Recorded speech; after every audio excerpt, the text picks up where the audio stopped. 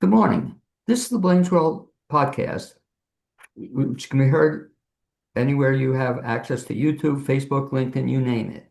I try to bring in different people throughout the country, and toward that end, it's my pleasure to introduce Peter Samuelson, who's a film producer, educator, media executive, philanthropist, and author, for being my guest today. And Peter, you can wave to all your fans and friends who are watching this on YouTube. So give him a big wave. Okay, Okay. that Hi is there. that is Hello, Peter. YouTube tubers. Okay, and wherever else you're watching. Peter Samuelson is a celebrated producer and executive producer of 25 motion pictures. In 1982, he co-founded the Starlight Children's Foundation, then in 1992, Starlight World. He also co-founded with Steven Spielberg, educated. He also co-founded what? That with Steven Spielberg? Is that Hmm. Gotcha. He was educated at Cambridge University on scholarship and the Anderson School of Management at UCLA. He lives in LA. And today we talk about his book, Finding Happy, a User's Guide to Your Life with Lessons from Mine. And there it is. And Peter, before we talk about your book, I have to ask what I do the first time I meet somebody is in terms of as a kid growing up in England, did you always know you wanted to be a film producer? No, absolutely not. Um, what happened is that I had an English teacher in 10th grade, Mr. Lund. I'm sure he had a first name, but we weren't privileged to know what it was. Or maybe his first name was Mr. So he said, see me after school. And it is never a good idea. And I remember he poked me in the chest like this. And he said, if you work about twice as hard, you could go to a really good university. And I said, oh, yeah, like where? And he said, I don't know, Oxford, Cambridge, somewhere like that. And I said, no, I don't think that's ever going to happen. There is no one in my entire family that has ever been to university. And in fact, my dad left school at 14. So, no, I don't think that's going to happen. And he said to me, well, then it'll be even better because you'll be the first one. So I did what he said. I took the Cambridge entrance exam, and then I got a telegram saying, congratulations, full scholarship, English literature, Cambridge University. So it also said, see you in October. And this was Christmas. And what I then fathomed for the first time was you can't, or at least then, you had to take a gap year. They wouldn't let you go. Right. So I had to get a job, and what I stumbled into was I met the partner of the actor Steve McQueen, and he said, who are you and what do you do and so on and so forth. And I told him a little bit, and he said, how good's your French? And I, fibbed a bit, as one does in a job interview. I said, oh, it's very good, completely fluent. He said, great, you want a job? I need a unit interpreter. And I said, when would I start? And he said, tomorrow. Have you got a car? Yes. Okay, I'll give you the address. Drive to Le Mans, France, and I'll see you there. And I spent 10 months there, indeed, as the unit interpreter. My French improved greatly, and I had a fine old time. It was incredibly interesting, and I learned how great big American films with big, arrogant stars in them were made or are made. I think it's actually worse now, the arrogance, certainly. And then, in October, they gave me a going away party. I got back in my little putt-putt car and I drove, put the car on the ferry over to Dover and drove up to Cambridge. And there I was, culture shock, as the scholarship kid for the first time. I was always in high school. I was always number one or number two in the class. I was a complete nerd. And here I am at Cambridge University. Every single other freshman knows Right. about 12 times more than I do and has read 100 times as many books. But I made a go of it. I learned an awful lot. I learned to debate. I was very unhappy that the ratio of men to women was 10 men for every woman. So my first entrepreneurial act, I started the Cambridge University Film Production Unit, and I started QDate, the Cambridge University dating system. which made me a lot of money until I was hauled in by the college fathers who said, "It's come to our attention that you are running a business out of your dorm room." And I said, "Yes, I am. I think it's a real service to the undergraduates of Cambridge." And he said, "No, it's absolutely unacceptable. It needs to stop immediately." And I had a relationship. I'd had typing done by a little secretarial bureau on Rose Crescent. And I went in and I said, "Here, I have a business proposition. You do all the work of running this Q date thing, and you can keep half the money." And for the following 4 years, that's exactly what happened. And I had money from it. I didn't have to do it. They did it. And I ran the little film unit. I did my academic work. I agitated against government. They were going to knock down the world's second bridge made of metal in the whole wide world, Magdalen College Bridge. And so they could get bigger trucks into the center of town. I thought that was terrible. And I led a demonstration against the city council, and we won. And indeed, this last summer, I was in Cambridge because we have one of my charities has an academy there, full circle. And I visited my bridge. I think of it as my bridge because it wouldn't be there if I hadn't done my first bit of kind of agit-prop. And yeah, so that's how I started. I worked when I graduated, got my bachelor's, got my master's. Not very much work in the UK, but I had some American connections because of the Le Mans film. And I got hired to work on a film about the Monte Carlo Rally for Americans. And we started in Marrakesh and went up into Spain, across, the south of France as far as Monte Carlo. And at the end of it, the American producer, Tony Bushing, he said, "You want to come back to LA?" And I said, would I earn something?" He said, "You would." I said, "Would it be enough for an apartment?" And I'd have to have a car, right? And this was the beginning of my understanding of the generosity of, Americans, because he said, "Yeah, sure you would." But he said, "My family, we have a guest room, we have a spare car. Why don't you stay with us, get on your feet and find an apartment?" So I did a year working for him, making television commercials all across North America. Absolutely loved it because I went to all 50 states and kind of learned my America. And then I had an opportunity to make a Western. And I thought, well, if I want to be an American, a Western would be good. So, I mean, it was very tiny budget, but it was Chris Walken's very first film.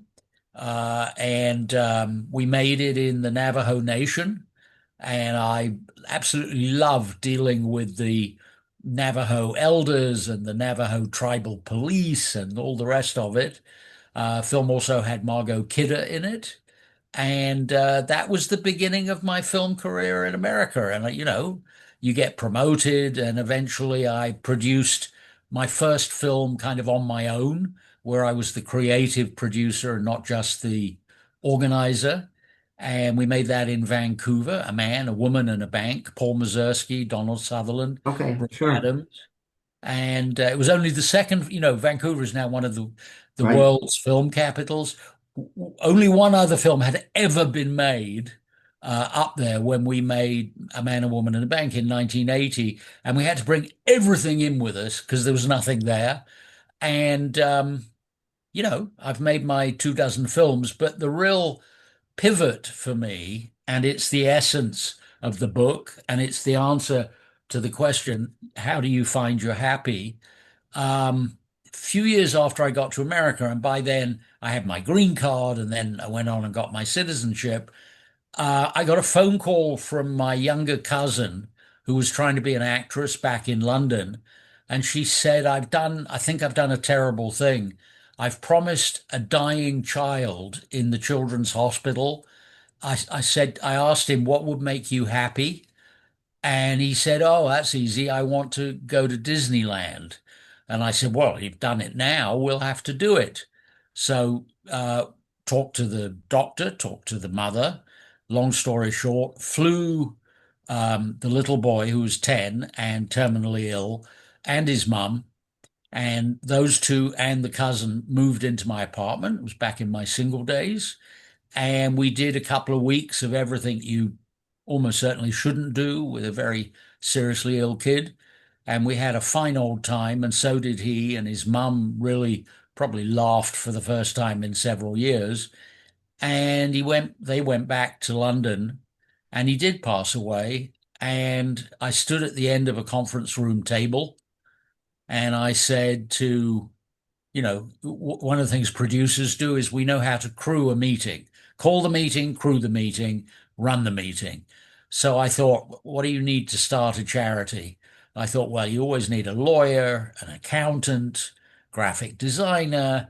I need a volunteer wrangler. I need a publicist. So I had all those people sitting there. And I said, look, this is what we just did. My thought is, why don't we find half a dozen seriously ill kids a year and we'll just make them happy? Cut all the way forward. The Starlight Children's Foundation is 43 years old. We are all across the United States in 800 hospitals. We're also in Canada, Australia, and the United Kingdom. We've raised and spent on seriously ill kids and their families $1.3 billion dollars with a big B. And so that was my first one. And then I got a meeting with Steven Spielberg, which became Starbright. I've kind of worked my way through the children's rhyme, Starlight, Starbright, First Star I See Tonight. And Starbright was an online network, never ever been done before. It was Facebook a decade before Facebook, and absolutely brilliant, navigable avatars. It was so early that when we installed it in one of the dozen hospitals, none of them had broadband cable or wiring. We would have to have two guys and a backhoe dig a trench from the main road to get the optical fiber in so that the thing could be connected up. And then, you kind of get in the swing of it. And what I realized is the training of a film producer is very much transferable sideways. You can take the toolkit over to identifying a big social challenge that appears to be unaddressed, and then you're arrogant enough to think you might be able to do something about it. And so Starlight, Starbright, First Star. First Star, I got myself a meeting at UCLA with the Chancellor, Gene Block, back then. And I said, I've done a ton of research on foster kids in America. There's 500,000 of them. Just about none of them, less than 9%, go on to post-secondary education, colleges and universities.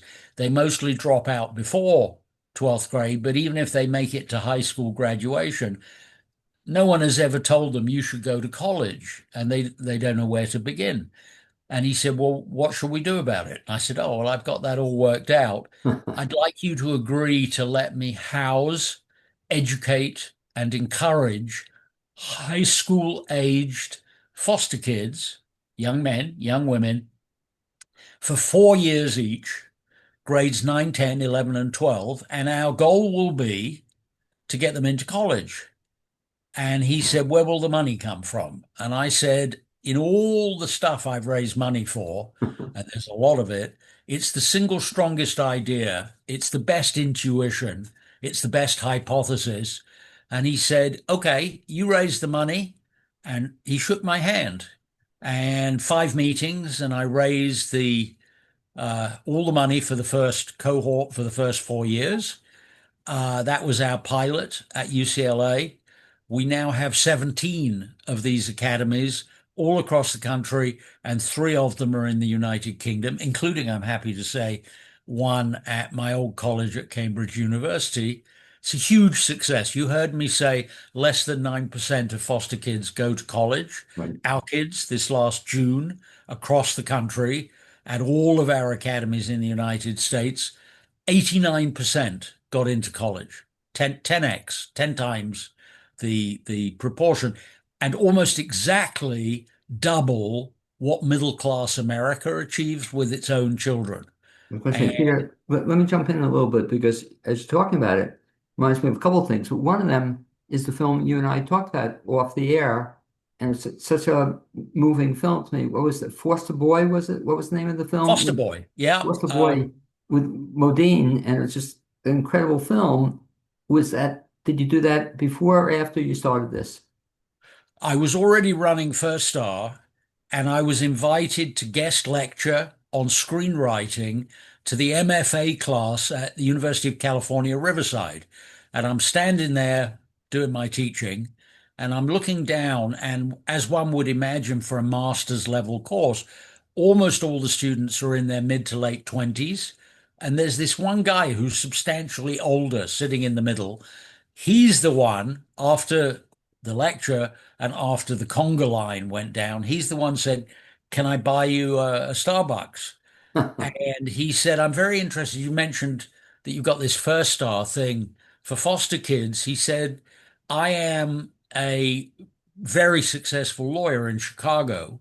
I've always wanted to be a screenwriter, but what I do for love is I represent foster kids in court." And I said, "Oh, yeah, Jay, why do you do that?"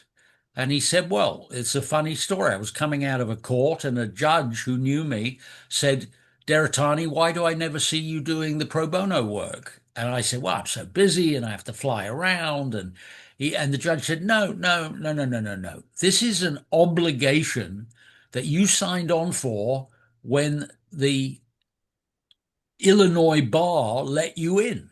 Come with me." And he dragged him off down the corridor, and there was a teenage foster kid chained to a bench, not looking very happy. And the judge said to the young man, "This is your lucky day. Meet Mr. Deratani. He's one of the best lawyers in Chicago, and now he's your lawyer." And the kid and Jay said, "No, no, no, no, no, no, no, no." And the judge said, "Have a nice day," and went off. And Jay started representing him. They hated each other. The kid thought that Jay was an old white guy in a three-piece suit. He called him three-piece. And Jay thought the kid was an arrogant young so and so.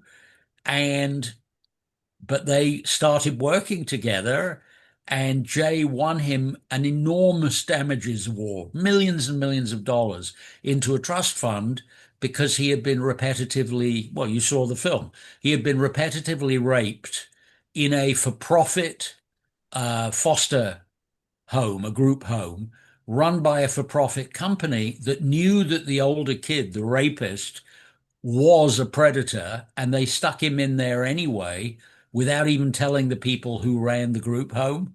And, terrible things happened. So, in both the film, the Matthew Modine character, who plays the Jay character in the true story, they sued the for-profit agency and won an enormous amount of money. Ironically, in the real world, Jay won him over $30 million dollars. In the film, we decided no one would believe that, so we made it 8 million, which only goes to show the relationship between truth and fiction. So it's Matthew Modine. The young man is an amazing, amazing actor who's gone on to, from strength to strength, Shane Paul McGee. And yeah, so that's Foster Boy. By the way, the other film you were involved in too, I don't know, did it involve a foster kid, but it was Finding Forrester. It's sort of, I don't know if it's a foster kid, but it's sort of the same theme it kind of reminds me of, where somebody takes an interest in Well, this kid. let me clarify. I didn't make Finding Forrester. The reason that you got confused in Right. your research is that for 25 years at the Academy of Motion Picture Arts and Sciences, I was one of the finals judges on the Oh, finals committee of the Nickel Fellowship in Screenwriting, and I advocated strongly in that secret voting meeting for Finding Forrester, and indeed we gave it a nickel. And that writer has got on to great things, but it's not my film. I just okay. loved it. I don't know or saw your name on it, but I'm glad you voted, for it and got it off the ground. Great film also. So you did all these films and you were telling me off the air, then all of a sudden, at whatever age you were, you decided to write a book. And talk about how that came about. So First Star has about 1,000 young adults in it, and I've met virtually the whole lot. And I've done so much mentoring, one on one, one on five, one on 30. And, mentoring is kind of half my life. And I realized I have pattern recognition. They always want to talk about the same 20 things. What is a good risk? What is a bad risk? How can you tell the difference? I'm being bullied. What should I do? My math teacher is terrible and I got behind and now I can't even understand what he's talking about. That kind of thing. My parents don't understand me. I don't know if I'm an engineer or a painter, that kind of thing. So I realized these are chapter headings. And you have to have self-discipline. So I got up every morning at 5 o'clock in the morning and I just wrote for an hour.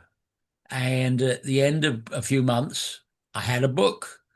And I then thought, you know how I can punch it up, make it more exciting?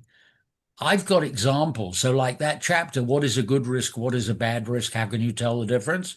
Well, when I was younger, I did so many stupid things that should have killed me.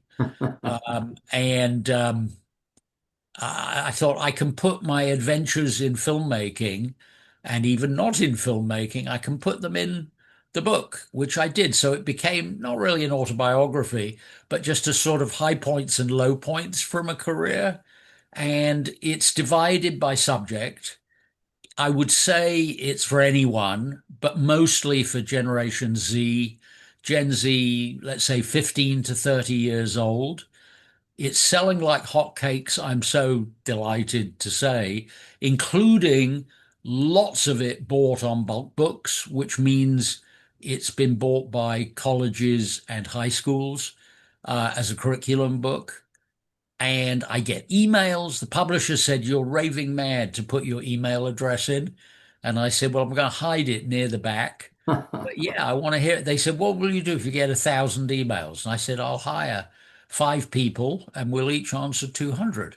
Didn't get 1,000, but I got several hundred so far, and they're wonderful. And they've given me all sorts of thoughts for the second edition, which I have to start focusing on later in the year.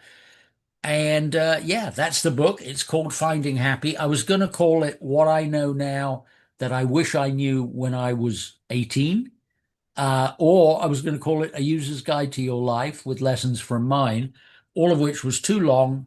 And we came up with, Finding Happy. And the words on the cover, that's my design, and then a graphic designer who made it much more beautiful.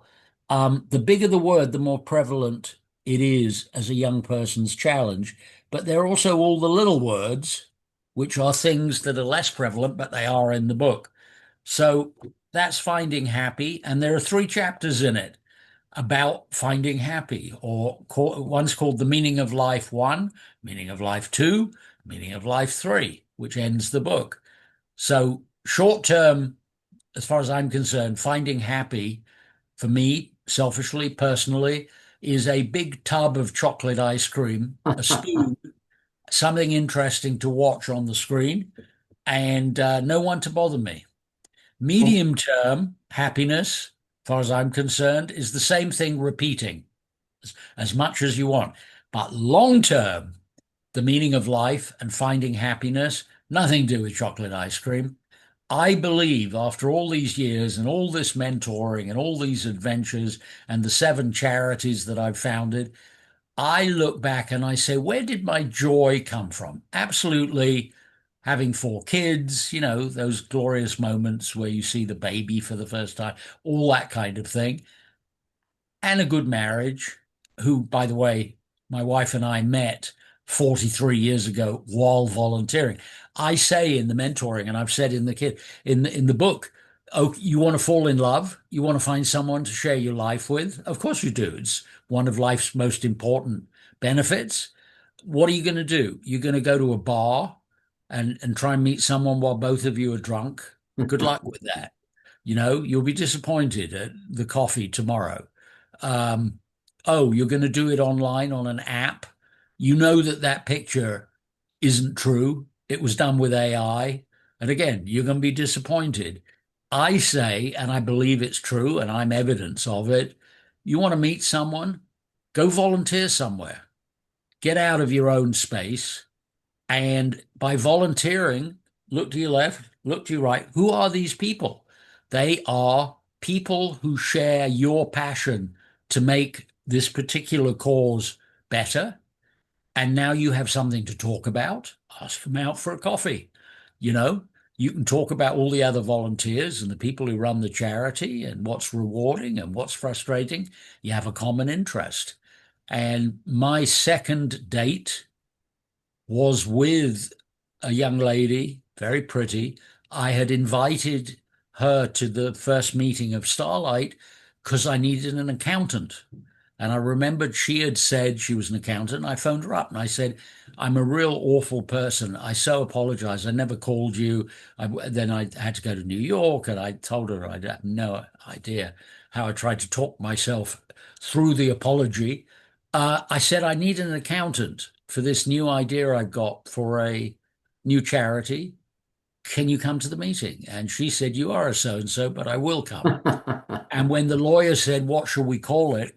It was she who said, you know that children's rhyme, Starlight, Starbright, first star I see tonight?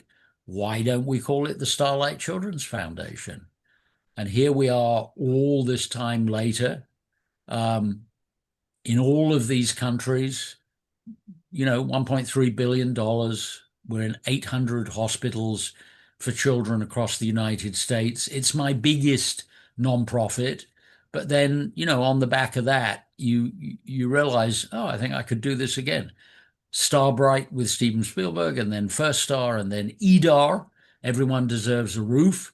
I hold the patent on a single user mobile homeless shelter, not as good as an apartment, vastly better than a wet cardboard box on a rainy night. It's edar.org, EDAR.org. And, and then there are some other charities as well. So One of that's the things, me. one of the things I want to thank you for doing, and you mentioned it, is that you have your address in a book. Because one of the things in another life, I was a college professor, and I would always tell people, write letters, And one of the things in my life, I've always written authors. After I read a book, if they give me the information to contact them, and I've developed actually lifelong friendships as a result of those letters, because I read a book and write the person, and authors don't get lots of letters, as you're saying. They get some, but isn't that a nice thing to do when you read a book and to write somebody that the book meant something to Yeah, them? I love Yeah, I love getting the emails. right. And listen, there's a whole chapter in the book about networking, how to be organized, how to keep track of all the people you meet, how to ask them if they can recommend other people where you might have common ground, how to get a job, how to keep your job, how to shake hands, how to look someone in the eye, how to build a career path. If your passion is that you're going to be the next Steven Spielberg, well, okay, I would never talk someone out of their passion, but you must have a plan B. But absolutely go for your passion, but you must have a plan B in case it doesn't work out. You don't want to be homeless, not being able to pay the rent if it doesn't work out or if there's a delay or something. So you must have a plan B in parallel. And it's a system. It's also a system for analyzing what your challenges are and who your challenging people are. It's all in the book. Okay, well, definitely worth reading. If folks want to get the book, what's the best bet? Amazon, Barnes and Noble, it's online, it's offline. The latest is it's in Target. And my son, the impertinent son, said, "Where are they going to put it in Target?" I said, "I have no idea. Wherever they want." And he said, "I think they should put it between the condoms and the plastic cutlery."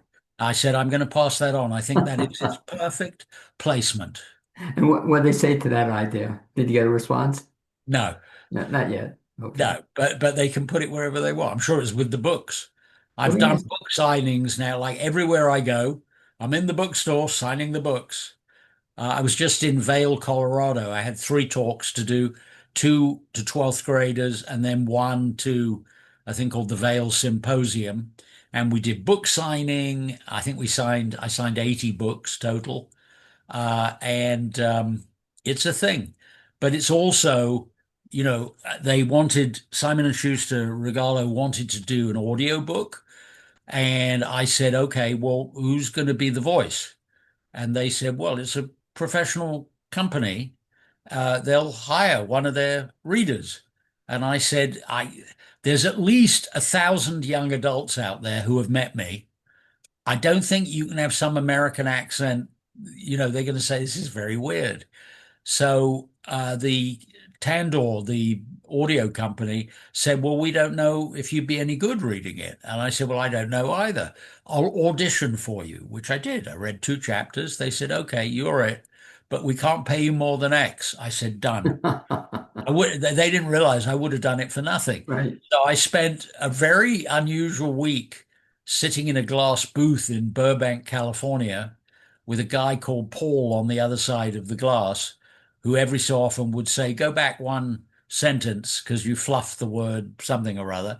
And it took, I want to say it took 4 8-hour days with a break for a meal in the middle. And we had an audio book, and that's selling well as well. It's funny you said that because as we're speaking, I'm listening to a book by Matthew McConaughey, and what I love about it is he's doing the narration. So I'm so glad you did the narration because I much prefer hearing it from you as opposed to somebody else. So that's very exciting you did that. Well, and when I wanted to change something, the audio engineer said, no, no, no, you'll get me in terrible trouble. You have to read exactly what is in front of you on the tablet. So I stuck to it. But I made little notes for the next edition. I was going to say, so after this, so you mentioned the next edition. Do you have any other writing projects in the works? No, I mean, I'm the world's busiest person between the 7 charities, 4 films that I have that are on the way to production, knocking on wood, and family stuff and all the follow-up, which is considerable on the book and traveling around. We're constantly opening new first star academies. Um, we've just opened one at Cal State Humboldt in Northern California, which is fantastic. I'm so full of joy because it's an indigenous American area, and roughly 2/3 of the kids are going to be Native American, and most of the staff as well. And I've had high points of my film career. Making a film in the Navajo Nation was like fantastic. I thought I must really, this is my American dream. Here I am in Chaco Canyon filming a period Western. So to be able to set up First Star, not just in big cities, which is where most of them are, because that's sort of where the numbers are, easily transportable in and out. But we've made it work with money from the state of California. Thank you, Governor Newsom. We've made it work, and I think that's our 5th academy in California. So, God bless the big urban ones across the country, but sometimes we can make a more rural one work, and that's what we've done in Humboldt. Last question for you. Um, where do you see yourself, the infamous question, 10 years from now? Well, I'll be 84. So I have no idea. I'd like to be upright and still riding my mountain bike. That'd be good. That all on its own, that might be a victory. Um, I think doing the same thing that I'm doing, I've diminished the number of films that I'm producing, and I've made sure I've got younger fellow producers because, some of making a film is 18-hour days, 7 days a week, and it's very, very physically draining and strenuous. So I've sort of tried to engineer my way into being the entrepreneurial eminence grise and the creative authority, maybe. But I've got young Turks all around me. No shortage of people who want to apprentice with me or who are, very experienced in their own right. So I have the 4 projects. and which I think I'll get 3 or 4 of them made in the end of the end. And over the next 10 years, I'm sure every time I get one made, I'll add another script and we'll move on to that. And, I have more ideas, charitable ideas. I'm working on something at the moment, doesn't exist yet, but if it resonates for anyone, please email me. Big conference we're organizing in May in Fort Myers, 14th through the 18th of May. We're going to try to make kindness viral. And the way we're going to do it is we got people consulting to us who have run multi-level marketing, like the way they do Mary Kay Cosmetics Right. and things like that, where you have benefit. In that case, financially, won't be any financial benefit to this. But the way it'll work is you're in, let's say, the checkout line in a supermarket, and there is a clearly poor old lady counting out nickels and pennies and dimes, and she hasn't got enough money to pay for her meager groceries. And you lean forward and you give your card to the cashier and you say, charge it to me. And the old lady says, oh my goodness, thank you so much. How can I ever thank you? And you say, don't thank me. Pay it forward 3 times. Doesn't have to be money. Cross someone over the road or something like that. And you give her a handful of little business card size things with a QR code. And the way it works is that on the website, which doesn't exist yet, you register what you just did. If you are competent to make a tiny video, like a TikTok sized video, you could video doing the favor or the person saying thank you, whatever you want. And as downstream, this 3, 9, 27, one hopes rolls on and goes viral, you get points every Right. time one of your effectively your grandchildren or great grandchildren of random acts of kindness, you get some points. And we've also now got a number. It's very impressive. It turns out state governors are less politically toxic with each other. Not all of them, but almost all of them get on across the great divide of, red and blue. And we think what we can do is the top points winners of generosity and random acts of kindness once a year, twice a year, once a month, don't know yet. They get to go to the governor's mansion for a dinner where they get the state of so and so or the Commonwealth of such and such medal for kindness. I believe the operative social function unfortunately now is hatred of anything different than you, exploited by leaders who know that they can lead people by the nose by empowering them to hate and encouraging them to hate. I think we need something equally robust in the other direction. We need to be building bridges and not punching each other in the nose and not shouting and screaming.